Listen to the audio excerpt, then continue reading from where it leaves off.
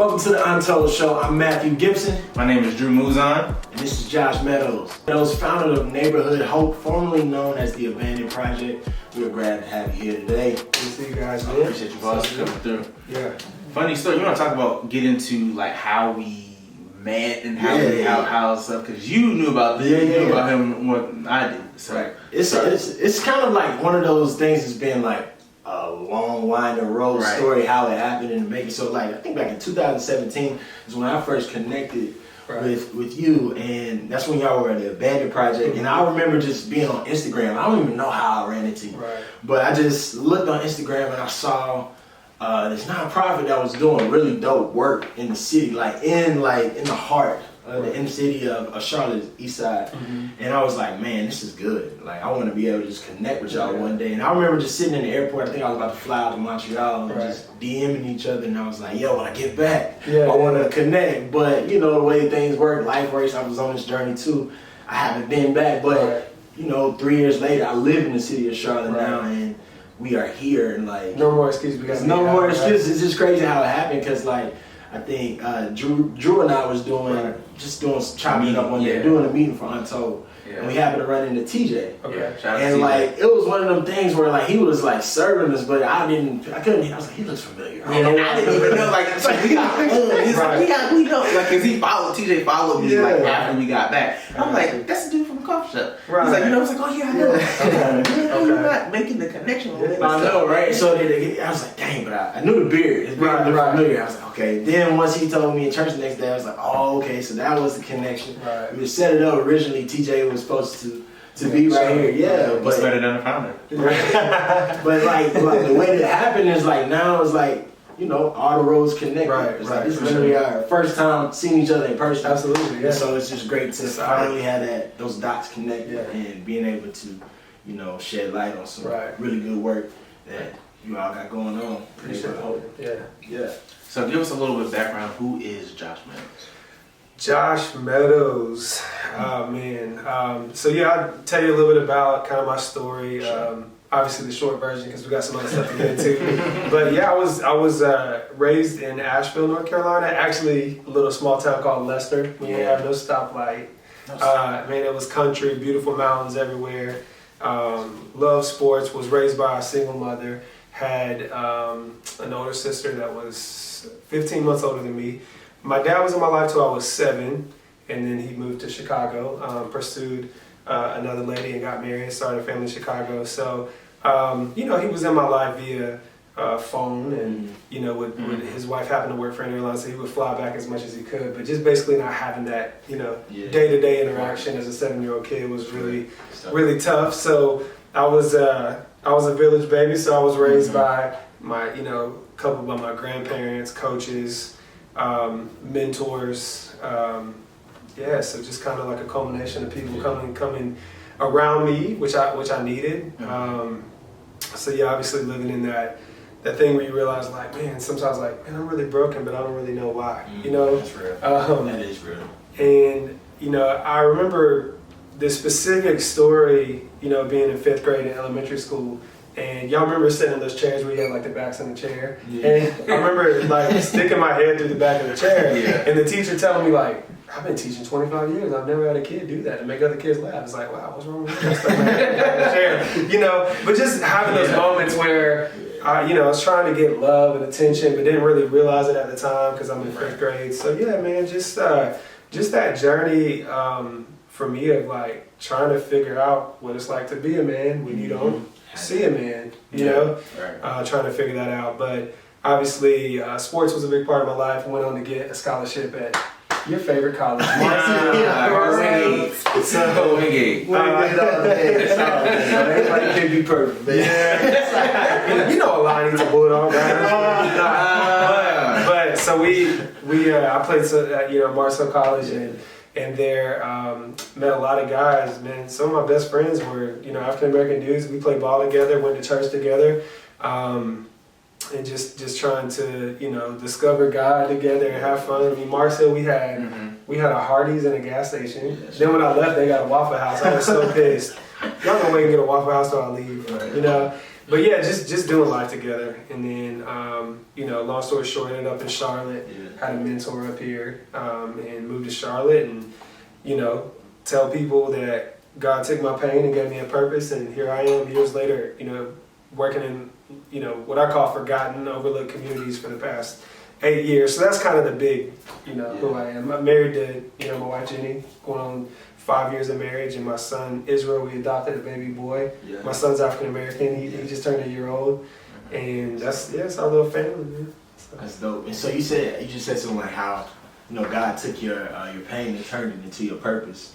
So let's unpack that a little bit. So like your purpose essentially is neighborhood hope, right? Right. But you originally it was an abandoned project. Right. How did that name change come about? And like what was the original thought behind the abandoned project? So the abandoned project was a 501c3 that I started prior to working in the neighborhood. So before the kids came, I knew I wanted to do something, but at the time I was an evangelist, so I would travel and speak at youth groups, camps, churches, and the abandoned project was calling people into a life of willful surrender, which is the word abandon. It's a beautiful word, you know, and it also has negative connotations, but it's you know, calling them into a beautiful, you know, willful life of surrender.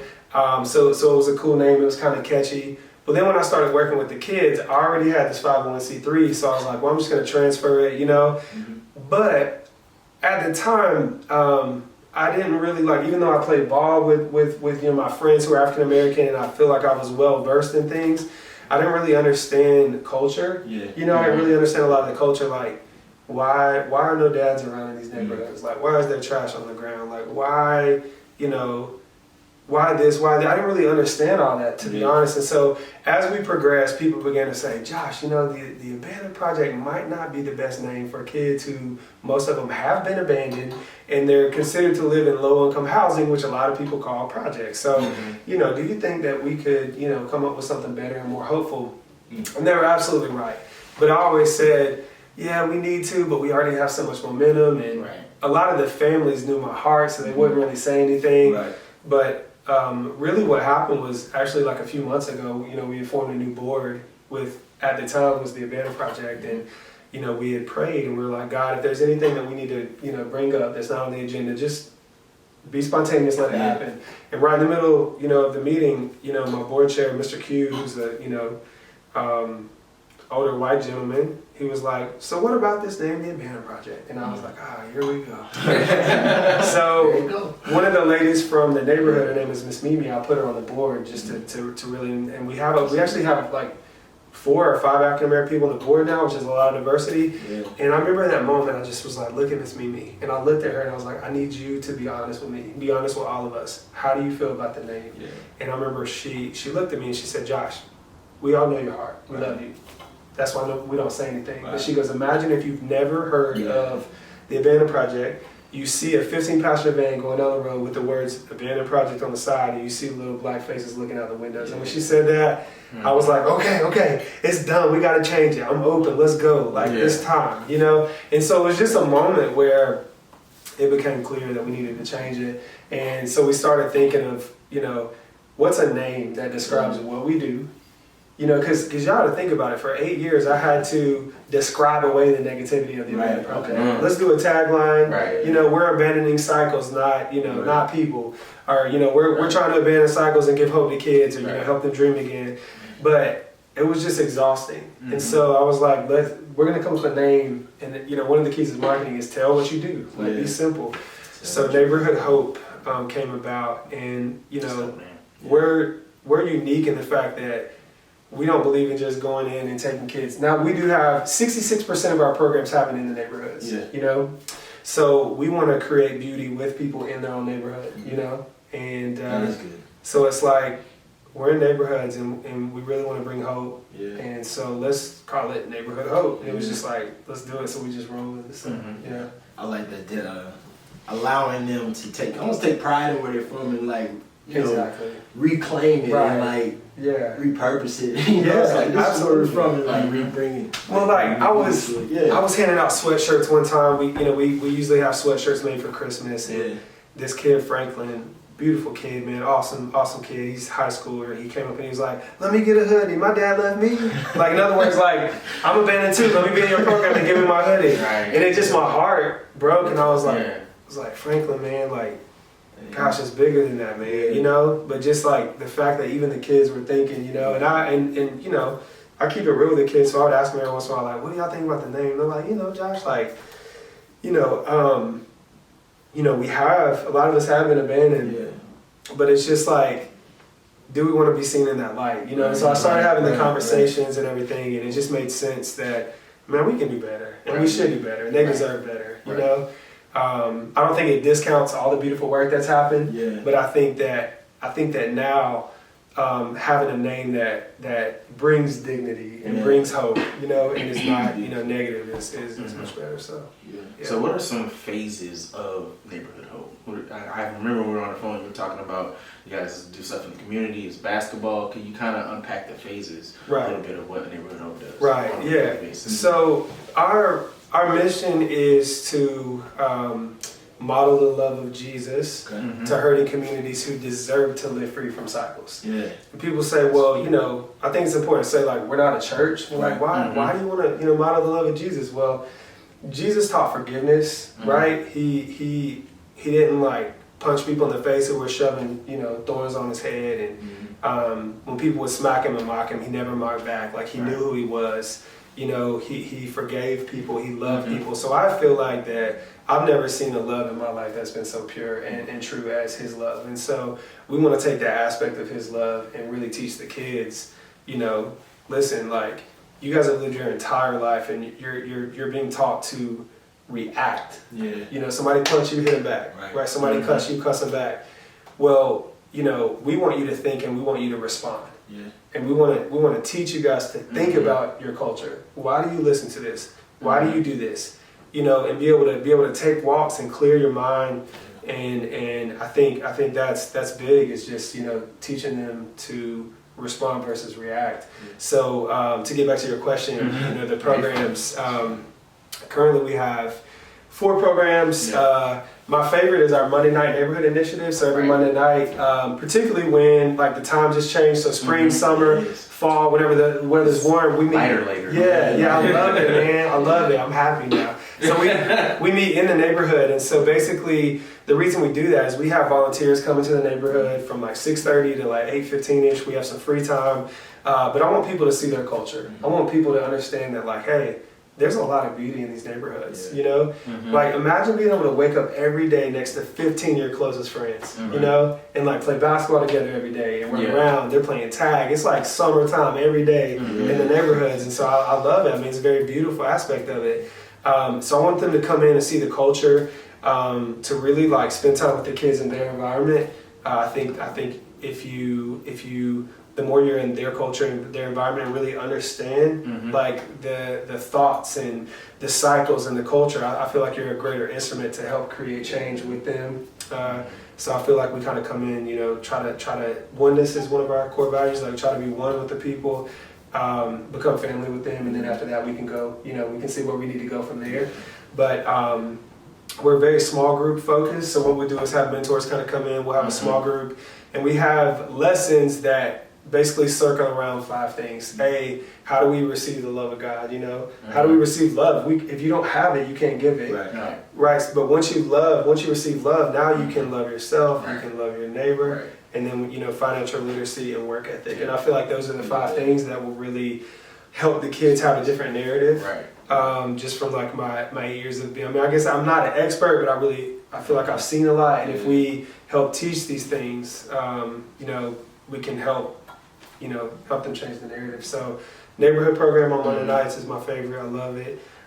Wednesday nights we have 2 programs. We have our health initiative, which is right down the road from the neighborhood. We have a property where we have like raised garden beds, and my wife Jenny is really passionate about health and nutrition, wellness, holistic wellness. So we have cooking classes for the girls. So we'll take like the vegetables that they'll grow the vegetables, plant them, like they do everything so they can learn about it. And just imagine these girls for the first time be like, oh my gosh, man, I planted that, it's growing. That's cool. Now I'm about to cook it, learn how to cook with it, put it in the meals.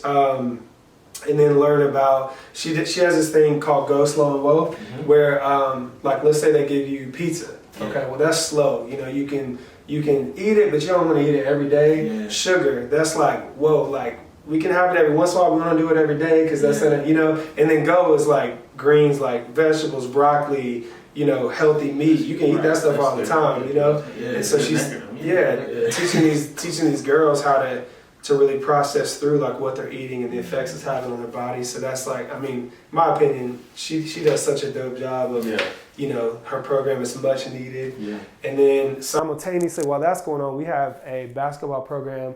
We meet at a church uptown Charlotte, and the whole idea behind the basketball program is we have middle school kids and high school kids, and we're teaching the high school kids leadership, so that they can turn around and mentor the middle school kids, and it kind of creates like a cycle. And we also have like volunteers that are kind of walking with them through that. So, you know, so obviously giving leadership to the high school, mentorship to the middle school, and we all play pickup games together, and they'll be like, you know, some volunteers and kids in middle school, high school, all playing together, man, just like learning the game together, teamwork, discipline. And so that's really cool. And then the fourth thing is something that is our newest program, but it's called the Options Program.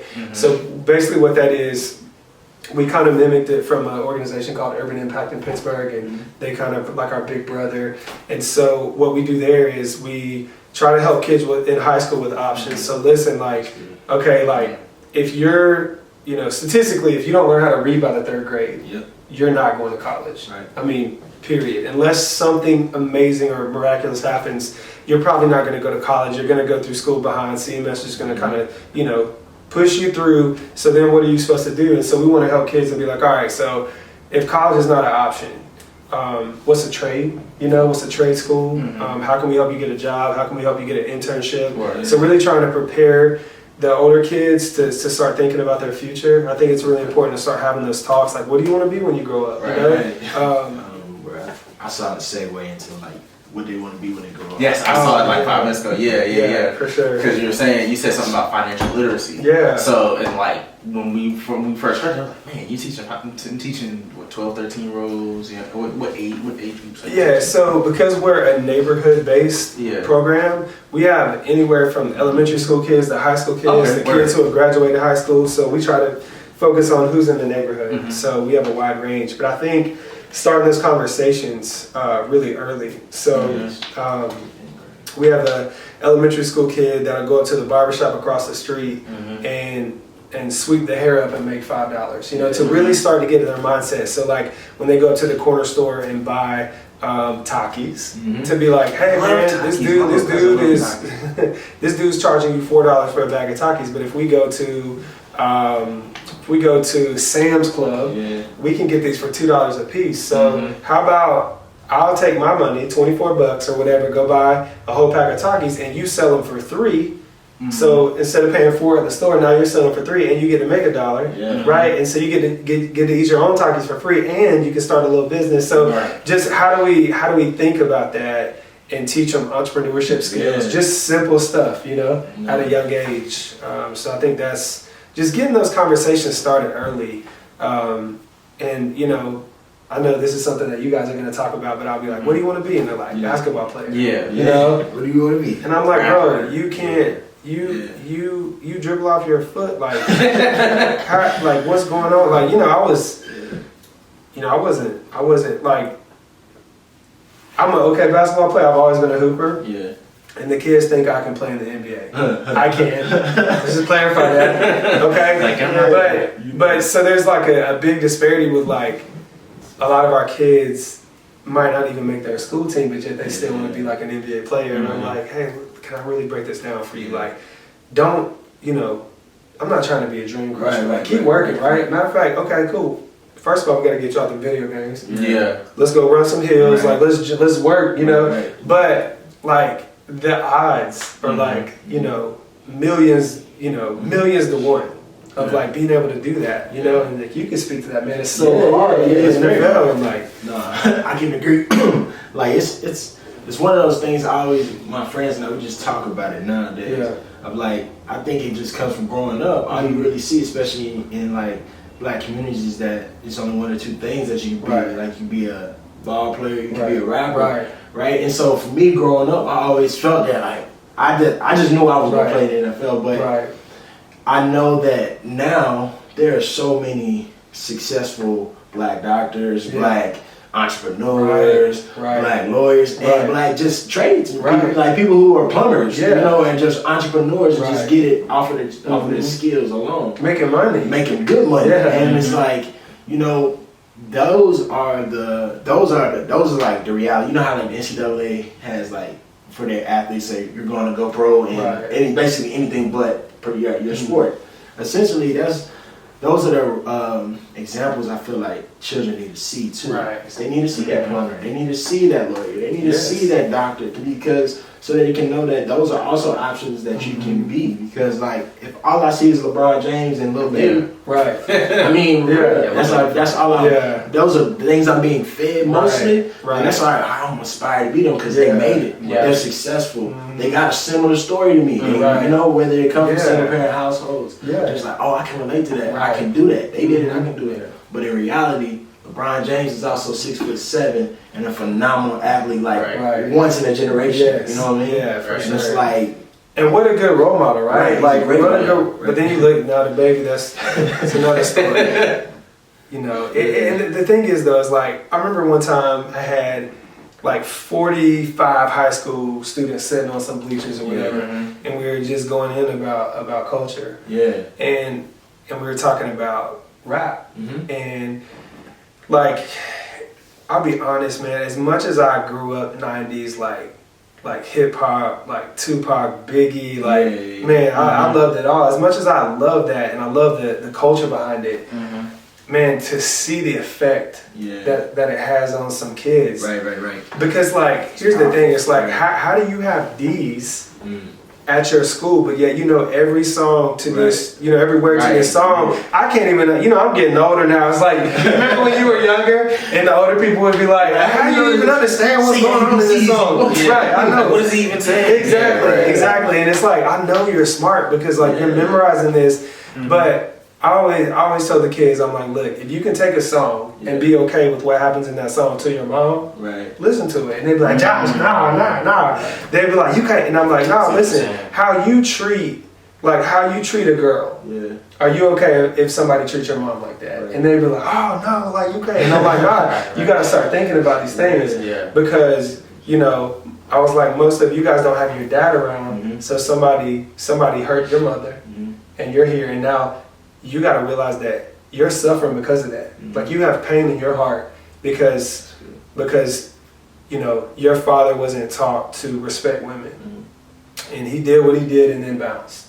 So now you're endorsing guys who have the same message, and if you don't wake up, you're gonna do the same thing. And it's like, how do we?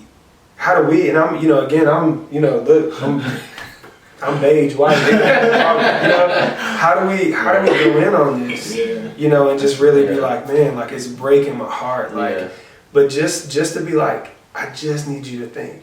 You know, I just need you to think. I think it's like with them listening to a lot of it, I think it's because they think it's cool and it's like applicable or whatever. Because I'm like, at the same time, I may listen to I love Lil Baby. I may listen to Lil Baby or whatever, but at the same time, I don't do half the stuff going on. But you like it because when you're in the culture and the flow, and it's cool. And I think like when it comes to like businesses and doing other things like that, I think like what I was saying on the phone, like if somebody's a plumber, plumbers are really not glorified. But if you found somebody like you were saying that make, I forget what was the stat you saying you paid somebody like $5,000, $2,000 or whatever for like a couple hour job. There was like a house we were remodeling. It was a big house, and you know some business partners and I, like the plumber came, $13,000 for a plumber, and that's like probably in all total like 4 or 5 days worth of work. I mean, do the math. Like, come on, you know, but it's not sexy, right? Today I'll show some poop out of the toilet. You know, like, and that's the thing. Like if there more people were able to see, like I always say, like, okay, if you want to be a janitor or you're good at like janitorial stuff, okay, come up with like a vegan, not a vegan, but like a clean, all natural type of cleaning solution or whatever, and then you could parlay that into like a business, a multi-million-dollar business, like trying to demystify. I think that's like what the culture has to do. Like we have to like demystify the everyday jobs and show like, yo, you could be an entrepreneur as a plumber or as a janitor, have a janitorial service, have a cleaning service, stuff like that. Yeah. Because everybody needs a plumber. You need somebody to create this. You need somebody to weld, you know, certain things like that. You need that. It's just about, okay, well, you want the glamorous part of it. You want the culture and the cool stuff. You can have that. You just got to figure out, okay, I know how to do this really well. How can I parlay that to... like you go wear chains with having a plumbing business, but nobody says that. Like if somebody says like, "Yo, how would you get that plumbing business?" And you can still do the same thing. Making it happen. Yeah, I got like buddies. Like I got a friend I went to high school with, and he got his CDLs, and so he drives truck. Now he has his own. Yeah, it's making big money, and now he has his own company. And so it's like he's been on this journey, probably basically since we was high school, working at Food Line for a little while, just in and out jobs till he figure out, all right, I'm gonna get my CDLs, I'm gonna get right, and like CDLs, like that's logistics. That makes America run. You know what I'm saying? Amazon, all these companies run off these truck drivers. And it's like, you know who invests in tractor trailers now? Mike Tolbert. Oh yeah. Mike Tolbert bought a couple of, tractor trailers, and now he's running a business. A little shout out to Mike. He's running a tractor trailer business now, and so it's more than being an athlete. I'm proud of these guys. Obviously have had amazing careers and getting out, and now they're businessmen. And the kids need to see that. And I think the issue is, how do you be it if you don't see it? Right. Because like, think about like home ownership versus like living in a low income neighborhood where you don't, first of all, like there's not a lot of men, right? And then the ones that you do see, and I think it's important that we don't label. I think everyone's different, but I mean, I have kids that were in my program now that I love and saw tremendous potential in, who are selling dope right now, and it's heartbreaking. And the younger kids see it, and they know that the younger kids see it. It's hard to break out. Right, it's hard to break out of it. Now I can love it. I can love them and be like, listen, man, I know when you were younger, you did not dream of this. This was not your dream. How do we help awaken something? How do we help get you a job? And I also know that you growing up, you knew how hard it was, and you don't want these little kids to see you doing that. I know that's not you. Just being able to challenge them.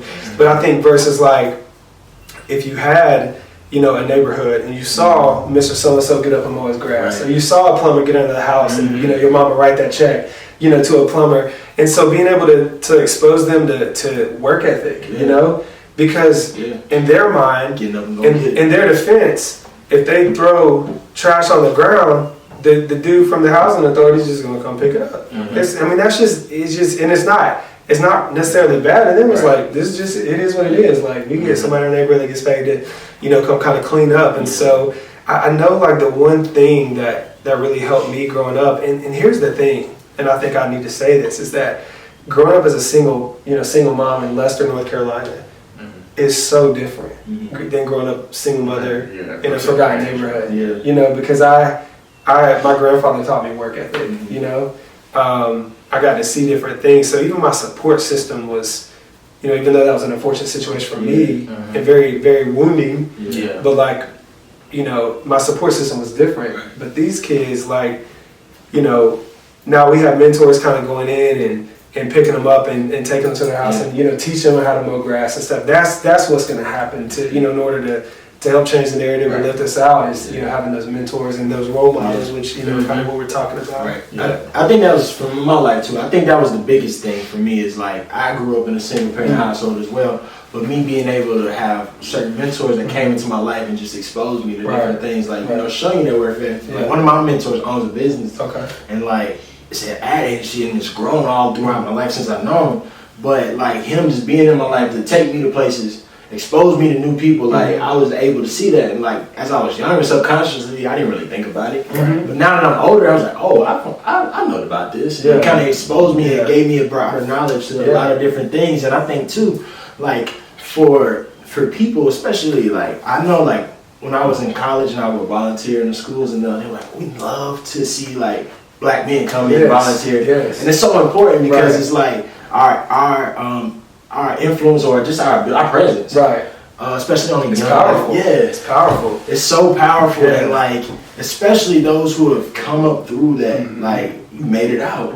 It's so important to come back. And not just throw money to a situation like, oh yeah, this is how I'm helping. But to show them like, all right, so you made it up out there. You made it less like you. It's almost, I think about Harriet Tubman of how like she got out of freedom, but she always came back. Exactly. You know, I think it's a quote. I'm gonna screw it up. Went to go get more. Right. You know? But she was like, I could have gotten so much more. If, I forget the quote, but she always talking about how she could have got more had they known that, like, you know, it's able. And so like, but like, I feel like in certain ways, we the people who have made up out of the situation have to go back and like, you know, hey, let's go. Let me show you how this works. And even if it's just one kid, show them like, this is how you do it. You know, and this is my path, or it might not be your path. But let me show you a way. I might know somebody who knows somebody. And I think in my life too, one of my visions for myself is to connect young African American kids, like boys and girls, with like mentors in their lives,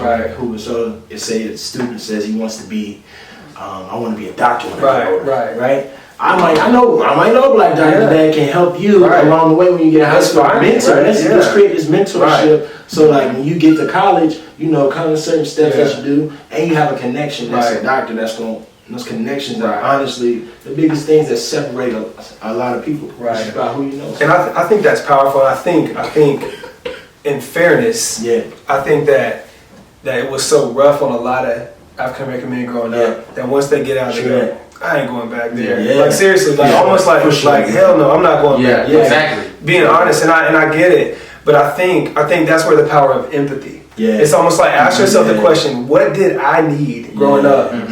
That maybe either like a mentor came in, because I had this guy named Aaron that used to take me on vacations with him and take me to play golf and invest in me. He was the first guy that talked to me about sex. You know, it wasn't my mom, it wasn't my dad, it was him. That wasn't his job, you know. But just like having him come in my life, really really helped me. And being able to have some empathy and say, okay, so he was big for me, so I need to go be that for somebody else. So having the empathy, because I feel like a lot of black men don't go back because they're like, I made it out. Like I had enough of that. I don't need to go back. I made it out. And I get that. Like one of our boys, Danny, like he was on one of my other shows, and he was talking about it's like nobody is. It's like scared. You're scared to go back. Like I don't want to go back. I get something because of security reasons, what can happen, but at the same time, like nobody wants to go back. But it's just like those are the communities that need it, because if you're not bringing in business dollars, then the books are gonna, like in the schools, the taxes, all stuff like that, it's gonna be poor, and it's just gonna always be a broken down, abandoned place. Absolutely. And I think that's what one of our big long-term goals is what's called community mentoring. So, a lot of times, you have like big brother, big sister, and so they you have this initial meeting, and then you meet a kid, and all of a sudden you're on your own, just driving around. And I mean, I've seen everything within 8 years. Kid got in trouble at camp, had to go pick him up. They tried to jump out my car going down the road. Like I've had everything happen. So I'm big on community mentoring. So in other words, let's all go into the neighborhood together as volunteers and mentor in the context of community. And so, if you come to Neighborhood Hope and you're consistent and you say, hey, I'm here to stay, well, what will happen is God will highlight a kid. As you keep coming to the programs, there'll be this kid that you connect with. And over time, we'll introduce you to mom. And now you'll be able to kind of start doing life with this kid in the context of community. And so to be able to have like every kid to have a mentor, and specifically like if they want to be, a doctor, if they want to be a lawyer, to be able to have people in the field to come in and say, hey, listen, I made it out. This is what I do. To be able to expose them to that is so powerful, man. And you said something. You said God calls them out. I remember, Matt, you were telling me, you said you were dealing with a student at your school that was like really like troubling you, and then you were like, maybe that's the one that's God's calling me too, right? Yeah. So sometimes, it's coming. That's what you said. I was like, It's like sometimes so like I remember that week. I think before the week started, I was just like, hey, God, just bring somebody to me, whoever it is you need me to touch with.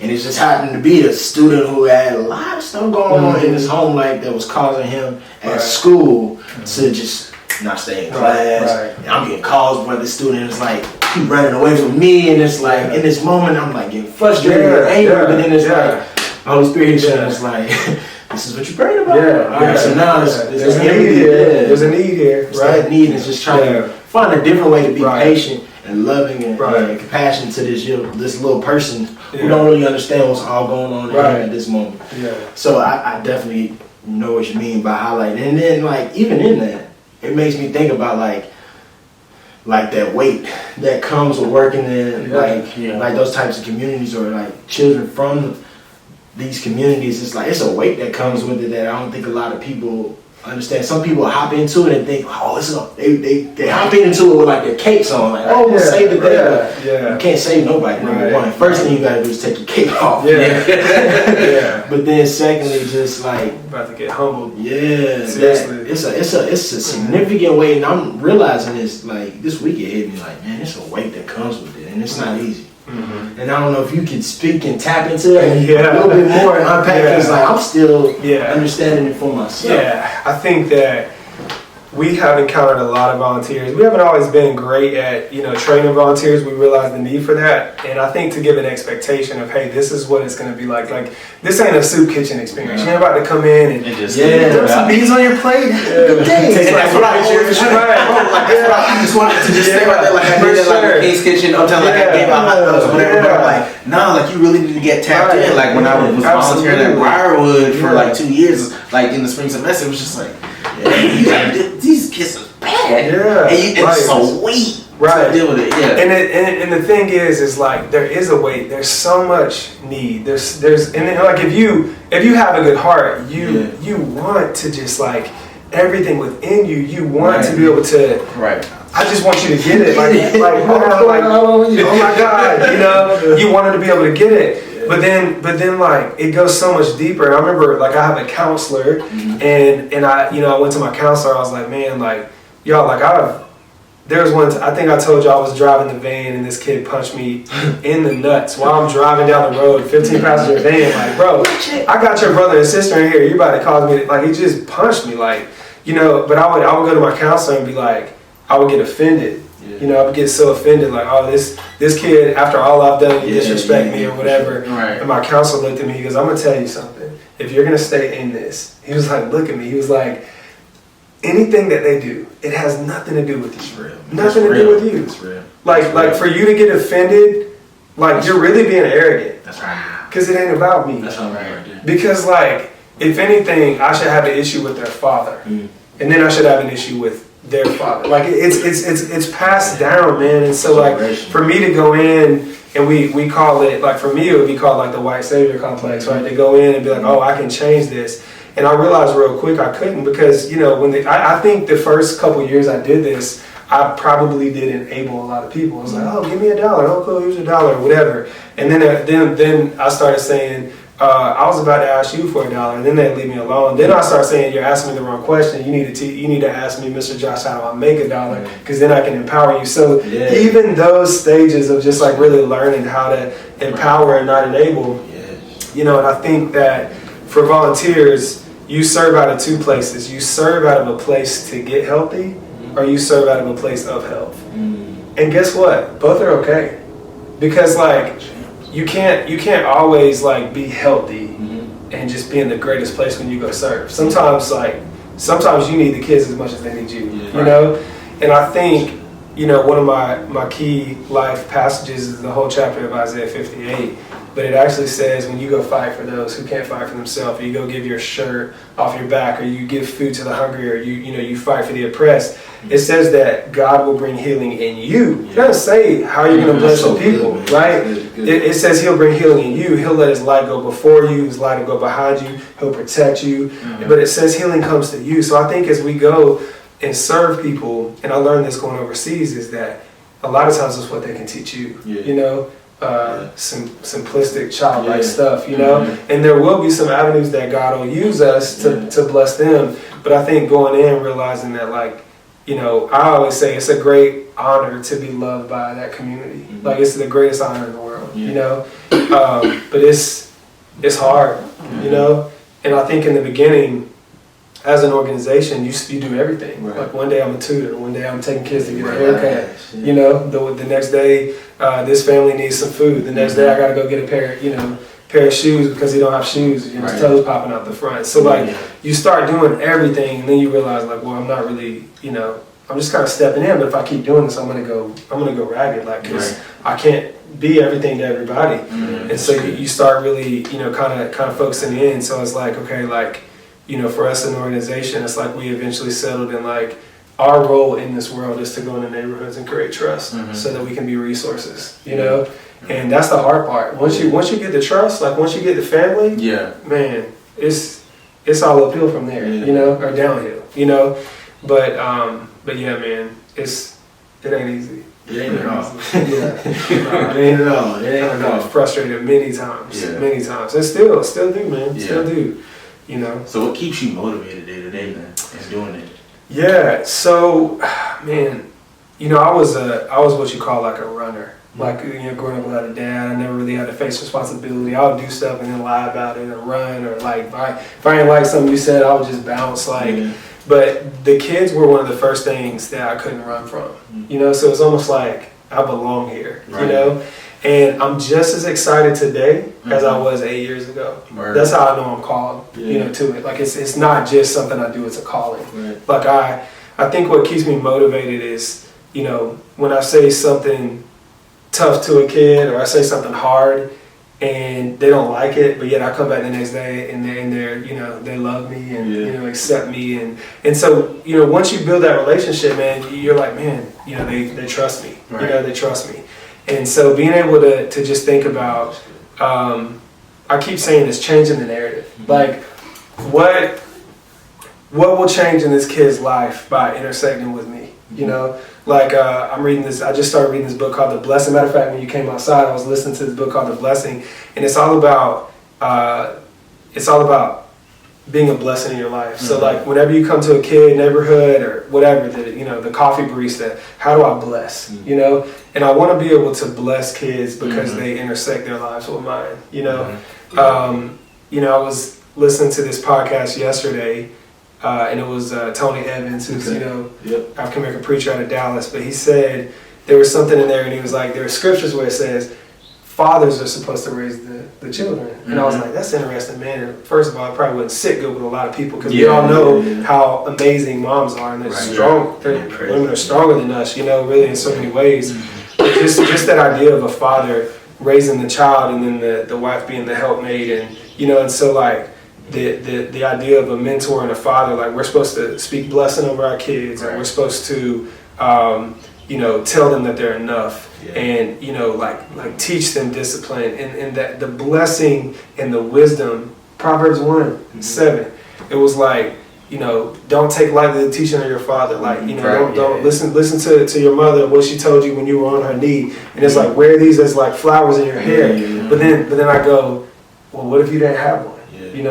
And so you got all these kids who, quite frankly, just lack wisdom because they never had it poured into them from like a father. And so that then puts the role on us, like, okay, it's our job to bless and give wisdom and dish it out like we're giving out candy, like, every day, And then I think when you focus on that, like, I'm gonna bless and give wisdom, and if a kid starts to really catch that vision, the narrative can change, So, yeah, man. That's good, man. Ain't easy, but hey, that's good. That's good. You just gotta sit on that for a second. Yeah, that's a lot of gems in all of that, and like, I think of just, I guess, kind of moving forward too, of just like the whole systemic aspect of working in these communities, and like being with Charlotte, and it being dead last in upward mobility. Right.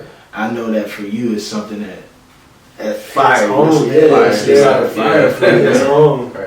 That's a fire. So like, how do you see that? Because you actually see the effects of that within your community. Speak on that a little bit. Explain. The upward mobility. Yeah, so upward mobility is a study that was done by Harvard School of Law or Harvard Business, something to do with Harvard. They did a study, and basically what they did was like, hey, let's test out all the cities in America and how good of a job they're doing with what's called upward mobility, which means if you start out in poverty, what are the percentage of people that are getting out of poverty? So, man, Charlotte dead last in the entire nation at getting people out of poverty who begin there. So in other words, one of my volunteers said this. he said, I've learned by working with these children that a lot of the opportunities I've been afforded are not because I'm particularly worthy, and a lot of the lack of opportunities they've been afforded is not because they're not worthy.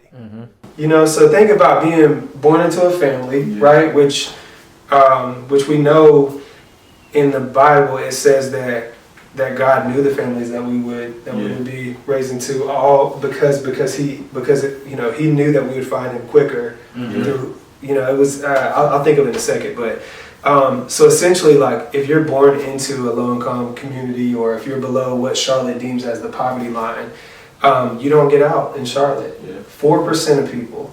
So that means that these neighborhoods that I've worked in for 8 years, I can look and go, not even 1 out of 10 of you guys will ever get out of poverty. And I think it's important to say that that's Charlotte's definition of poverty. My definition of poverty is stuff I've seen in Guatemala, or in Kenya. But I think I say that to tell people who are in that, listen, like, you can still have dignity. Like, I don't see you as being in the worst poverty in the world, but I do see poverty mindsets. And so that hits home for us, and it's like, well, why? Like, why? Why are we the worst? I mean, there's tons of money, there's banking, a lot of wealth in Charlotte, but it's like neighborhoods go from good to bad like so quick that you don't even understand the pockets of neighborhoods. Like, you might drive by, it's like, oh, there's Myers Park, and then you drive by Greer Heights, and you like, oh, you don't even know it's back there. It's like, oh, somebody got shot today. Like, you just don't know.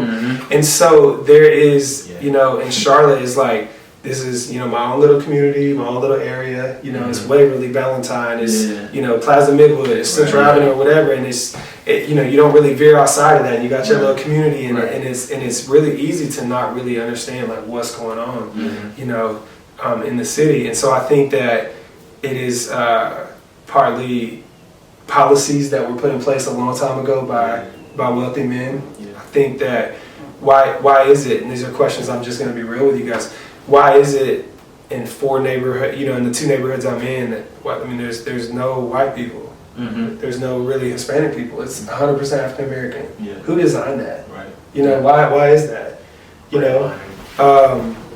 I think that's a question, and then I think as well as like, there's got to be a lack of good systems in place. If that's the statistic, we're really failing these people, right? By not having good, systems or protocols in place to really help them out of poverty. And I guess from some people, do the people in charge want them to get out of poverty? Is there a reason they're staying there? Is it money? And so really thinking about that stuff. And so as we start to fight it, to understand that we got an uphill battle. But I tell you what, I've never seen Obama or Trump or anybody in our neighborhoods. I've never seen city leaders. And so I feel like it's up to us as the people, to take this upon our shoulders and figure out a plan to change that. And I truly believe that mentoring, learning those 5 things, like, how do I receive love? How do I love myself? How do I love my neighbor? Work ethic, financial literacy.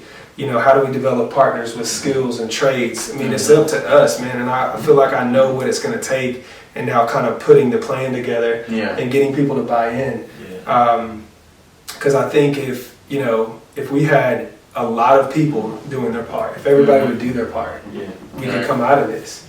And then next thing you know, and the way I think, I'm a big visionary, is like, I want to spread our program, our neighborhood program to, I know the Housing Authority alone has like 52 or 53 neighborhoods in Charlotte. Let's spread our programs to all of them, Like, it'd be cool if the Housing Authority was super proud of us and they're like, wow, y'all, man, we got some good people in here, here's a grant, like, let's do this, But then also I think, 49th was Baltimore. What did Baltimore calls us and like, man, what are y'all doing? To be able to literally like start a movement to where this epidemic and like the stereotype gets flipped on its head. To be able to see these families and these young men and women coming out and changing the narrative and living, greater stories. So. And so I know that, like, in your hope Neighborhood Hope is like, what would be your, like, I guess your vision for Neighborhood Hope to help change that? Yeah. So I think the first thing that's very important is that I know there's an old saying that people don't care what you know until they know that you care. Yeah. And so I think number one, going into these neighborhoods in humility, like we call it going low and slow, like going into these neighborhoods and saying, listen, you might not trust us at first, but we're here for the long run, and we're going to keep showing up until we earn that trust. So being able to go into these neighborhoods and develop a relationship. But now I'm starting to get a lot more diversity in volunteers. I think now that I've been around for 8 years, people are like taking us serious, you know. So we have more African American volunteers. We have, you know, different socioeconomic and different age levels of volunteers kind of coming in. And man, I'll be honest, like I got this older gentleman named Derek, who was actually one of my first pastors. He's white. He's been a faithful volunteer, and you know he leads small groups. Well, we have this new guy that kind of came in. His name's Kyle, big buff, like, you know, big buff African American. You know, I gave y'all both love. This big buff dude named Kyle is African American, and the kids love him. And Derek's like, well, I ain't really need it anymore, you know. But I'm like, Derek, this is good though. Right, this is good. They need, you know, African American men. They need everybody. Right. We all need to get involved, but particularly they need African American men who, you know, who they see are like loving and good, you know, and showing up to bless, you know. Yeah. So I think being able to have a presence in these neighborhoods, and I look at it as like a bridge. Once we build trust, now we can be a bridge to resources. Right. So we got, you know, like I feel like you know, our organization is well equipped to teach like love of God, love yourself, love your neighbor. But financial literacy and work ethic, like, you know, develop the partnerships. You know, there's organizations out there that we partner with to kind of to focus on that, so that, you know, we're really, you know, making a difference in everything. So I really believe it's just having a presence as on the ground, right? Organic relationships on the ground, like that's what's missing. Because like people at the top know the issue, they know the stats, but they're not willing to get messy. This stuff is messy, right? So we need people to get there. We need people to get their hands dirty so we can really make a difference. And so I think to tell people like, and it's hard, man. Like it's hard, but you know, I feel like I did really well, like going in and just kind of like building rapport with them. I feel like I have a gift to connect with African American kids, but you could do it easier than me, you know, just because you're African American, and you too, you know. And so me knowing that, man, that's empowering, you know, because it's like I know what I need, man. I need, you know, I need all volunteers, but I specifically need, you know, African American men too, to help push the needle, man. Yeah, that's good, man. So how can somebody go about volunteering, like getting connected? Right, absolutely. So we're in the middle of a name change, obviously, so new website and everything, but currently you can still go to theabandonedproject.org, and then our new website is going to be neighborhoodclt.org. But just go into the website and there's a volunteer form, and you fill that out. Got to pass a background check. We got to be careful. But you know, if you don't, but the thing is that we have people in the neighborhood who couldn't pass a background check and they still volunteer with us. So like you have to, you know, we just have to be careful and selective. But you know, got a little application process, background check, and then we call you, walk you through the process, tell you what to expect, tell you about our programs, and just see where we want to get you plugged in or where you want to get plugged in at. So that's good. Yeah. And then I had another question too. So like when it comes to like being a role model, you're in these children's lives. What are some of the things? Obviously, we know some like some want to be rappers, some want to be ball players. But what are some of the things you see that these children are lacking that they need in terms of like whether is it self-esteem, is it peer pressure that they're going through? Some of the things since you're in it every single day. Yeah, I always start with answer that question by the root of the problem. The root of the problem is that there's a lack of like fathers, you know, which leads to a lot of things. So I think the biggest thing is you know, not being able to deal with conflict in a healthy way, because I've never seen that. I mean, I have some kids that think like the more they yell at me, I'm gonna listen to them more. It's like, I'm right here, like we can you can tone it down, like I'm gonna listen to you. You don't have to yell, you know. Just so being able to, like, there's social emotional issues. So like teaching a kid how to handle conflict. Bullying is big, you know.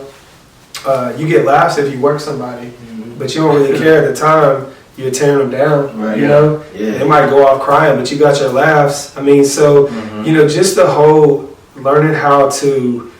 I think the biggest thing is like once they get cared about, now they know how to care for other people. But a lot of times they don't know how to care for other people because they haven't been cared for. You know, so I think also like a lack of a focus on education. So a lot of these amazing mothers, I want to say amazing mothers, you know, they didn't get to live their like adolescence or their childhood because they started having kids at 15, 16. And so imagine having, you know, 3 or 4 kids and, you know, you're exhausted, you're tired, you're also hurt inside because you've always wanted a family, but that doesn't even exist sometimes in the culture. And so you feel alone and you almost just give up. Like you don't have the emotional energy to read books to your kids or focus on education when they're young. So you're just scrambling, you know, to get food on the table. So I think, you know, the lack of kind of education and, you know, obviously because of the circumstances, I mean, that's so hard to see. But yeah, I mean, and then obviously the whole thing about discipline. So if you don't grow up and you're not disciplined in a healthy way, you know, your dad's going to make it harder on you. Because your dad's not there, he's going to make it harder on any teacher, you know, any male, any coach that comes into your life because you're not used to discipline. So when it comes, when that authority comes from man, you're like, you ain't my daddy. Yeah. You know, like you hear that all the time. You ain't my dad, you know? And so that's like really tough, you know? So I mean, there's these issues that I find that are pretty common and prevalent in these communities that are similar. And I think that we have to really focus and hone in on those issues, you know, in order to kind of come out. So, and it ain't easy, you know? It's not easy. It's definitely not easy. Right. It's one of those things where I have a mentor, like when I first started working in school, he just gave me some advice. He said his grandma used to tell him a long time ago, she was like, that, you know, essentially what he said is that, you know, you don't always see the fruit. Right. But you just got to keep planting the seeds. Yes. You know, you might not see the fruits. And right. it's like, sometimes you are fortunate to see the fruit produced in others. Absolutely. But that's not really your purpose. Right. You just there to plant the seed. Exactly. That's good. Keep planting the seed. Yeah, for sure. And that's important. Yeah, it's important. Yeah, and it's hard too because you really want to see that seed grow. And sometimes you try to force it to grow. And, oh, this seed gonna grow in the name of Jesus. You're gonna grow. I'm gonna water it, you know. But it's So what advice would you give to people desiring to do work, whether they maybe start their own nonprofit in communities similar as the Neighborhood Hope, or maybe just volunteer? What advice would you give that they need to know going into it? Well, I think, first of all, I think it's important to realize that I have made, you know, a lot of mistakes. You know, it just happens. You know, you're gonna make just like if we spend a lot of time together, I'm sure we're gonna butt heads or we're gonna disagree on something, or we might, you know, treat each other the wrong way. I have to be like, man, my bad. You know, I've apologized to kids a lot. I think the biggest thing I would say is like when you're dealing with this type of community, be consistent. They've had a lot of people make promises that they have not kept. And you can do so much more damage by saying you're going to do something, you know, or showing up once and then not coming back. So I think being consistent is the first thing. And then one powerful thing that I've learned is calling kids up, not out. Because even like earlier you referred to like, man, them kids are bad. And like, they, you know, all intents and purposes, they are, right? But they know it. And what I've found is that like if I call a kid out in front of everybody else, I'm just furthering what he already thinks about himself. You know, he already thinks he's bad. So when I be like, dang, like, why are you being bad? It's like, well, this is just who I am. So like, who cares? That's when you start hearing, I don't care. So being able to call a kid to where you want him to go. So I think speaking to him and being like he might not be the leader that he needs to be yet, but you got to call him out there. Like, hey man, I see you as being a leader. You know, now you and I know he's not there yet, but he don't know that. Right, so being able to call him to his potential, or just to, you know, kind of speak him and drive him to where you want him to go, I think is very powerful. That's dope. Yeah, I think that essentially is like bringing hope to people. It's like, you know, because I mean, kids, believe it or not, they actually want structure. They want discipline. It's weird. I remember like going to a random, neighborhood that my friend lived in, playing football in this field with this kid, and this kid's mouth was so bad. He was like, GD, just cussing his teammates out. He didn't even know me, and finally I was like, man, go sit down. I was like, go sit down. You don't talk to people like that. He didn't know me. Like, go sit down. Like, and he cussed me out and went and sat down. But then by the end of the day, he was hanging on my neck, like hugging when I left, But yeah, it's like, thank you, But it was weird. It was like shocking to me. I was like, wow, man, like somehow he felt like I cared about him, So yeah, I think consistency and just kind of calling kids up and not out, and just really speaking hope to them is two of the biggest things I would say. And then the other thing is realize that like it is not easy. Yeah. And it might take you 6 months to build rapport with a kid, but once you build that rapport, you got that rapport for the rest of your life. Right. So don't give up. Like a lot of volunteers, I think because we get scared. They quit. Yeah, we get scared. Yeah. Like how you were just saying. Yeah. Like you didn't like come at them, but you like sit down. Right. We're afraid to say sit down because we're not your parent. We're not this, but we know you need authority. Absolutely. We know you need discipline, and we're afraid. Oh, did I say it in the right tone? Did I say this? But then sometimes they need that. And they might lash at you for a little bit, but it's something temporary. Exactly. Yeah. And it's. I mean, you're right about that. It's just like. But once you get it, you got it. Just kind of hanging in there. Mm-hmm. And I think if you'll have patience, like we've had so many volunteers like leave and be like, well, I don't feel like I'm needed. It's like you are needed. Definitely. But you gotta have the patience to stick in there because like you might look at me and how the kids react to me and think that you're supposed to just step in and all of a sudden like. I've been working on this for 8 years, Right. Now, because you're associated with me, you're going to get it much easier. Like essentially, you come and climb on my back from what I've done for 8 years. But I think just being relational focused, I gotta, and you gotta earn it. You gotta earn it. You can't just come in and expect the kids gonna listen to you. Like, I mean, you might get cussed out your first time volunteering, but if you do. You got to know that kid ain't coming back next week. He's going to be disciplined, and I'm going to get your back as as a leader. I'm going to make sure I get your back as a volunteer, and I really stress to the kids. Listen, if you don't respect the volunteers, you ain't going to be here. Period. Like these people are giving up their time. Yeah. They don't have to. They're not getting paid to bless you, and obviously you're blessing them back. So I've had to really kind of step up there. And set rules. And so one of the things is I call kids up to my standard. I don't lower my standard for them. I call them up to what I want to see them be. And I think that's important. So what's one as we wrap up? What's the greatest memory that you've had over the last 8 years? Greatest memory in helping. Oh man, yeah. So.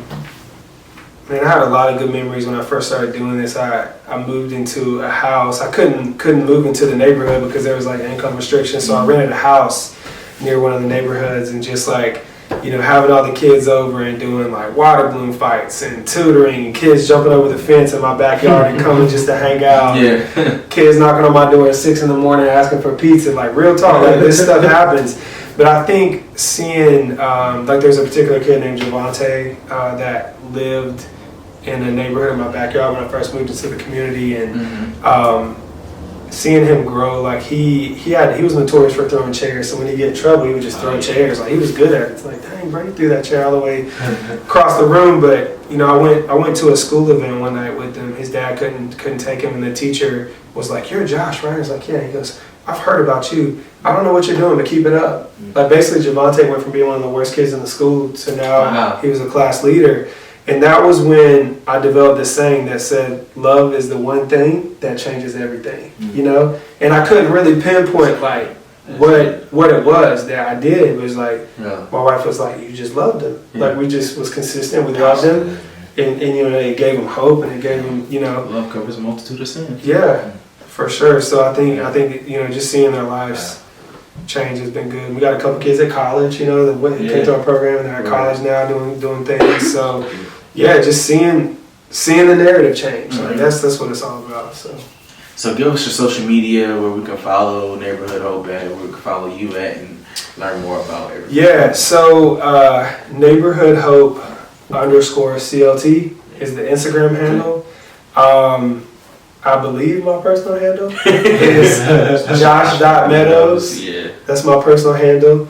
The website right now, theabandonproject.org. And then obviously as we progress, the neighborhood hope CLT.org. That's how you can kind of keep up with us. So okay, we're on Facebook for you older people. So are there anything as far as like perishables or things that we could kind of give you that you guys may need or whatever that our viewers watching may want to be able like, okay, well I can't volunteer, can I send money, or is there perishables, things that you guys need that we can possibly buy? Yeah, for sure. So like for us, I mean, I think obviously like volunteering is like one of the biggest needs. Also, every ministry needs money, right? You got to feed people, right? Operating costs and stuff like that. So I mean, obviously we're never gonna be like, we don't accept money. We do. We welcome it gladly.